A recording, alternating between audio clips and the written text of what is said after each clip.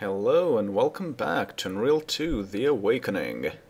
In this final set of episodes, I will talk more about what the original concept for the game was, as well as show some of the assets that are still left in the game after Legend cut much of the planned content.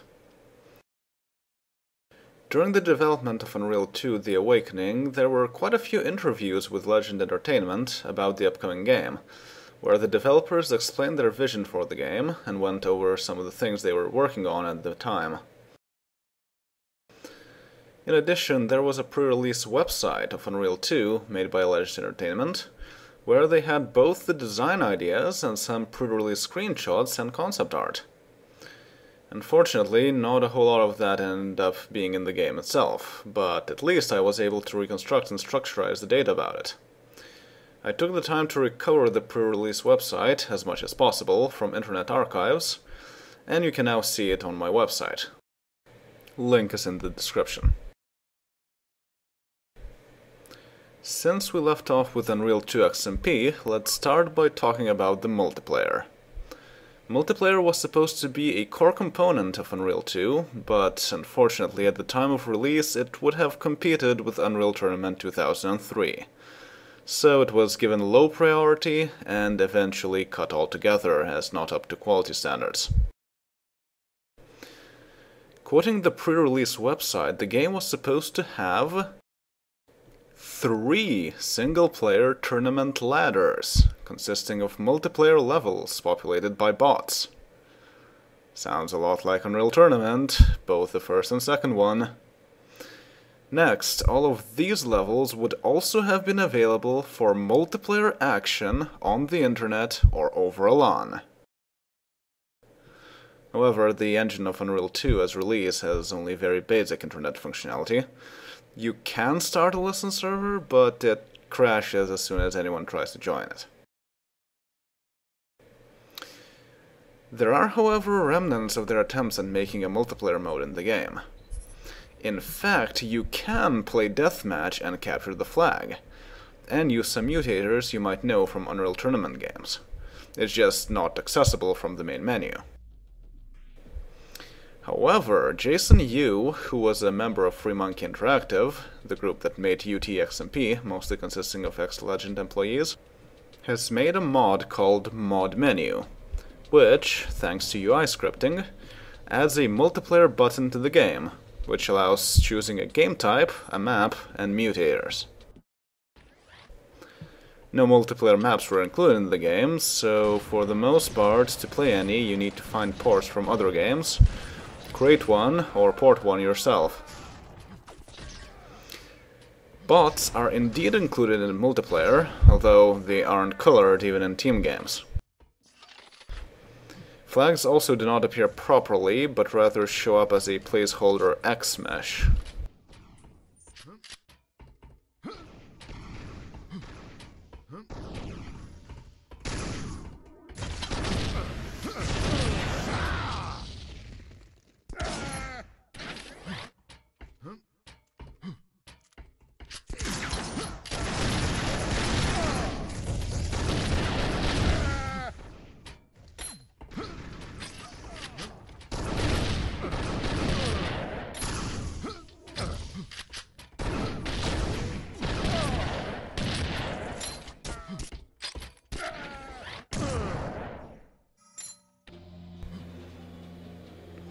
About XMP, this is what the Unreal 2 pre-release website had to say. In the new expanded multiplayer game, player teams will fight for control of planet surfaces and alien artifacts, using nanotechnology replicators to build ever more sophisticated weapons, such as automated gun turrets, force fields, sensors, recon and repair robots, and more. Players will choose one of the 3 player classes at the beginning of play. Class selection establishes a balance of speed, special abilities, armor, and firepower. All races, abilities, weapons, equipment, and tactics will have precedence in the single-player game, but the expanded multiplayer experience brings everything together at the same time. That sounds quite a bit like Unreal 2 XMP, or does it? There's some very interesting differences noted there. Player teams are supposed to be fighting for control of planet surfaces. That might be weird wording for saying on different planets, but it might have another meaning too. Next, nanotechnology replicators are mentioned. That element never made it to Unreal 2 XMP, but in fact is present in Unreal 2 itself. Unreal 2 includes an early unfinished version of XMP by itself. In this version, instead of artifact nodes, the game revolves all around each team's replicator. This term comes from Star Trek, where replicators are devices that create any sort of items in their database, from food to tools to weapons. You could say they're advanced 3D printers. In that regard, the original concept of XMP is much different from the release game. In the release game, players have access to all the weapons and deployables at the start, and technology availability follows a predetermined path when your team gains more energy. But in the original concept, both teams start at about 0, each class only has access to a few weapons and that's it. To get more weapons, deployables, ammo, potentially also vehicles and turrets, they had to be researched and then produced.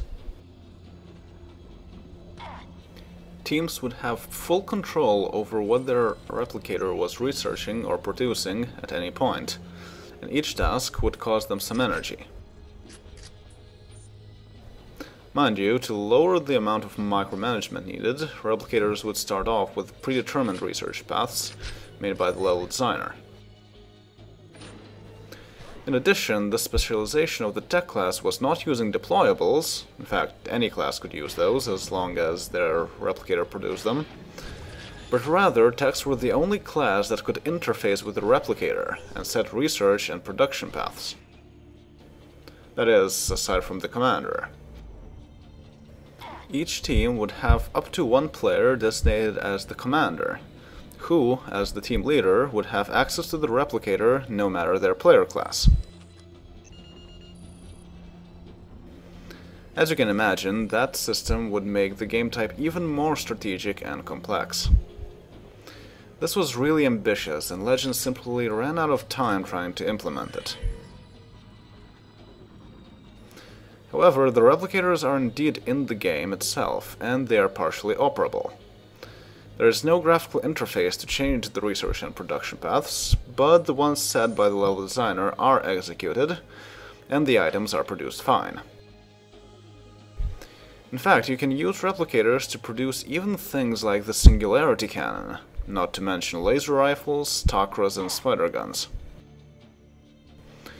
The replicator produces the items in one or more spots on the map, predetermined by the level designer. The three classes, Ranger, Tech, and Gunner, are in the game as well. But they are even less specialized than those in Unreal 2 XMP, because they all can do everything equally, with the only differences being the shield amount, walking speed, and usable weapons.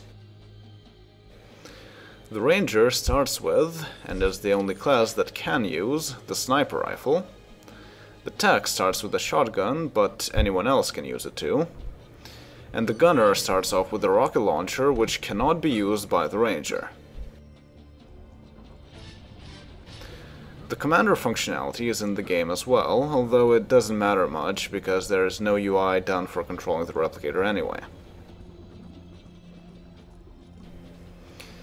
The pre-release website also mentions sensors, recon, and repair robots. Those are partially in the game too. By sensor, the website means proximity sensors, which are deployables you can use in Unreal 2 itself. But they were never added into any of the existing maps, likely because they are not very useful in single player at all. What they do is merely beep repeatedly when an enemy is in their field of view. It would have been marginally useful in CTF and XMP, however, and it is also partially done in Unreal 2 XMP. But there it was never given meshes in either the first or the third person views, even though the third person mesh and even the sounds for it are in Unreal 2 itself. The game also includes meshes for various drones, which were probably supposed to be recon and repair robots. How they would have worked is pretty obvious. You would remotely control one, as demonstrated in Abolus, to see what the enemies are up to.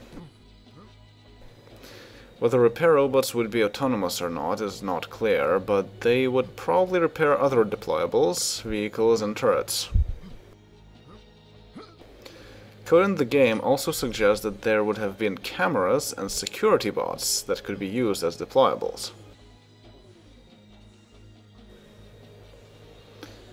Another difference between the concept of XMP and the released version is how energy sources worked.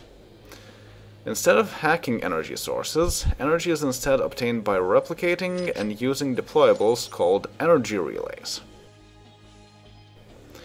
Energy relays could be deployed in the general vicinity of an energy source and would then give energy to its team. Up to 8 energy relays could be deployed next to an energy source, and the energy given by each source is divided equally between all the linked energy relays. Enemies could fire and destroy energy relays, but failing to destroy one would result in the energy relay using energy to repair itself back to full health, then continuing to function normally. Similarly, opponents can shoot the other team's replicators, but replicators cannot be destroyed, only damaged, and require manual repair, quite like hacking, to get them back to being functional. That all adds an extra layer of strategy to the game. Also, while in the released Unreal 2 XMP, artifacts start in bases, in Unreal 2 they naturally do not. The level designer has to designate special artifact spawn areas that can be at any place in the map. While arrangements like in Unreal 2 XMP, where artifacts spawn in the base, are possible, they could also be placed somewhere else, such as in the middle of the map, making the initial rush more exciting, or in difficult to navigate areas with traps and monsters. Speaking of artifacts, you might have noticed that even in the released Unreal 2 XMP, when one looks at an artifact in a base, the description of each of them is different. Defense artifact, health artifact, shield artifact, skill artifact, stamina artifact, and weapon damage artifact. Unreal 2 itself also had one named a locator artifact and another invisibility artifact. While there is no code attached to those names, their function is clear. It would boost one of the artifact carrier's abilities, be it weapon damage, sprinting duration, personal energy refill rate, amount of health and shields, lowering the amount of damage taken, adding more elements to the carrier's radar, or making the carrier harder to see. A mutator that allows that was in fact created for Unreal 2 XMP, but it never got very popular, partially because level designers did not really think about which artifacts to include in the level, as the names became decorative only, and partially because it skewed player scores towards artifact runners. Also keep in mind that in the early version of XMP, even though the replicator acts as an artifact node and registers artifacts for your team, it doesn't actually remove the artifact you carry, which would provide the artifact advantage to the team, while potentially putting the artifact at more risk, which once again adds an additional strategy element. Another interesting bit about the early version of XMP is that the teams would win not by being in control of all artifacts, but rather by reaching a certain score. Capturing a set amount of artifacts, 3 by default, would give the team a lot of points, by default enough to win the match, so it's similar to the release version, but it's different in that the artifacts to capture number is lower than the total number of artifacts in the map. And a team can earn points, although a lot fewer, by deploying energy relays, defending their energy relays, destroying enemy energy relays, shutting down the enemy replicator and defending their own replicator, and even gunning down enemies while carrying an artifact. This means that a team with 2 artifacts that do a lot of support play can win even without ever reaching the artifact goal. And this is all configurable, so one could set the score required to be higher than the total amount of artifacts in the map, making it a requirement to do support play to win on top of capturing all the artifacts. Other pre-release materials also talked about the concept of XMP. One review site that received a pre-release build talked about an XMP map that appears to be XMP Freefall. As I mentioned in the previous episode, instead of using jetpacks, they noted that players are supposed to move from asteroid to asteroid using tractor beams. Like with replicators, the idea of tractor beams is related to Star Trek, where they appeared as beams of light that allow dragging spaceships or other objects in space. In XMP, one would use a tractor beam to pull oneself up to another object, such as an asteroid, and potentially also pull oneself across gaps, such as those in XMP Alcazar. Speaking of XMP Alcazar, what you're looking at right now is my own port of the map back to stock Unreal 2, using the unfinished XMP game type of the base game. Porting maps across Unreal Engine 2 games is not particularly difficult. Also, Unreal 2 XMP and Unreal 2 share the particle salamander system, making it easy to copy particles over as well. You can download this map from my website, link is in the description of the video. That covers the original concept of XMP. As you can see, it was supposed to be an even more strategic and complex game type than it turned out to be. As a matter of fact, XMP was sometimes even referred to as a real-time strategy game from a first-person perspective. And it could still be attempted to be done. The source code of the game type is there in Unreal 2 and in Unreal 2 XMP, and both can be accessed through my website as well. And if there is enough interest in that, in Unreal Tournament 4 the game type could be remade in one form or another.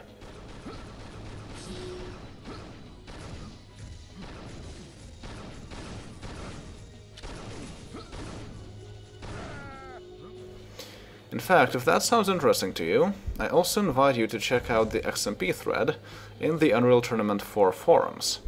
Links are in the video description.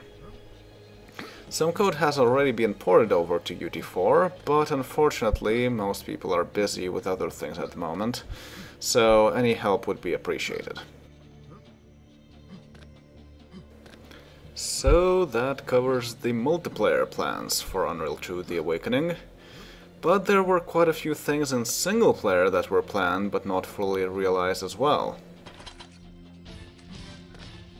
I will talk about that in another upcoming video, but next up I will show you in practice how the unfinished multiplayer game types look and play like, to give you a better idea of all this. So, see you all in that video. Later.